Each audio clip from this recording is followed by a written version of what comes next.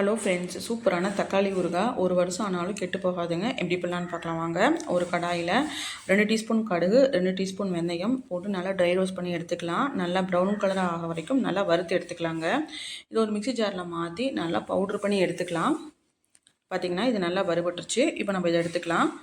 வேறு ஒரு கடாயை வச்சுக்கலாங்க. ஒரு சொட்டு கூடி தண்ணி சேர்க்காமல் நான் வந்து 1.5 கிலோ தக்காளியை நான் மேல் இருக்கிறதெல்லாம் தோலெல்லாம் கட் பண்ணிவிட்டு இந்த மாதிரி கட் பண்ணி சேர்த்துக்கலாங்க. தண்ணி ஒரு சொட்டு கூடி இருக்கக்கூடாது.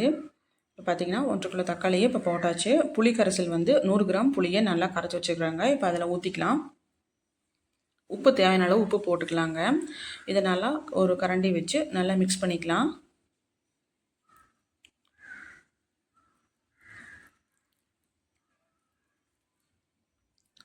பார்த்திங்கன்னா இது போல் நல்லா மிக்ஸ் பண்ணிக்கலாம். ஒரு க்ளோஸ் பண்ணி வச்சிடலாங்க. இந்த மாதிரி தண்ணியே ஊற்றாமல் இப்போ பார்த்திங்கன்னா எவ்வளோ தண்ணி விட்டுருக்குன்னு பாருங்கள்.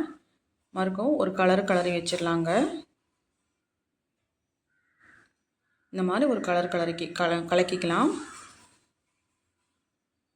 மறுபடியும் இதை வந்து நம்ம க்ளோஸ் பண்ணி வச்சிடலாம். ஒரு 10 நிமிஷம் கழித்து ஓப்பன் பண்ணலாம்.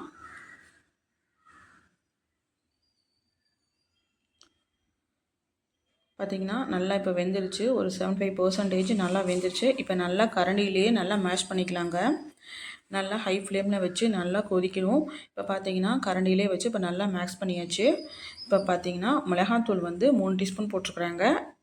மஞ்சத்தூள் வந்து 1 டீஸ்பூன் போட்டுக்கலாம். போட்டுட்டு நல்லா இதை மிக்ஸ் பண்ணிக்கலாம்.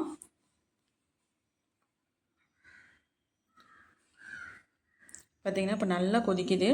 இப்போ நல்லா மிக்ஸ் பண்ணியாச்சு. அதையும் எல்லாம் போட்டாச்சு. இப்போ பார்த்திங்கன்னா வறுத்து பவுட்ரு பண்ணி வச்சுக்கிற வெந்தயமும் கடுகும் பொடி போட்டுக்கலாம். போட்டுட்டு கட்டி இல்லாமல் நல்லா கலக்கி விட்டுக்கலாங்க.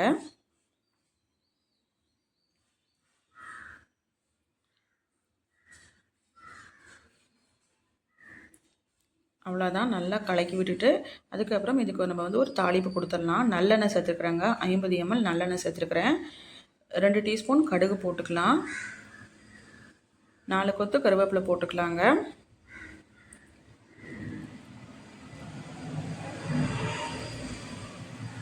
இது நல்லா பொரியட்டும். ஒரு 12 பல்லு பூண்டு போட்டுக்கலாம். பெருங்காயத்தூள் 1/2 டீஸ்பூன் போட்டுக்கலாங்க. போட்டுட்டு இந்த பூண்டு வந்து நல்லா எண்ணெயிலே பொரிஞ்சு வரும். அந்த அளவுக்கு நம்ம எண்ணெயிலே நல்லா வேக வச்சுக்கலாம். ஒரு 5 நிமிஷம் போல் நல்லா வேக வச்சாலே நல்ல மணமாக இருக்கும். இப்போ பார்த்தீங்கன்னா இது நல்லா பூண்டு வந்து நல்லா ப்ரௌன் கலராக நல்லா பொரிஞ்சிருச்சு.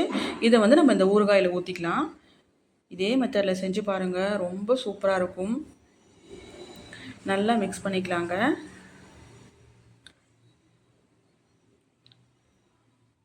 ஒரு பாட்டிலில் நீங்கள் ஸ்டோர் பண்ணி வச்சிட்டிங்கன்னா ரொம்ப நாளைக்கு இருக்கும் இந்த ஊறுகாய் உங்களுக்கு.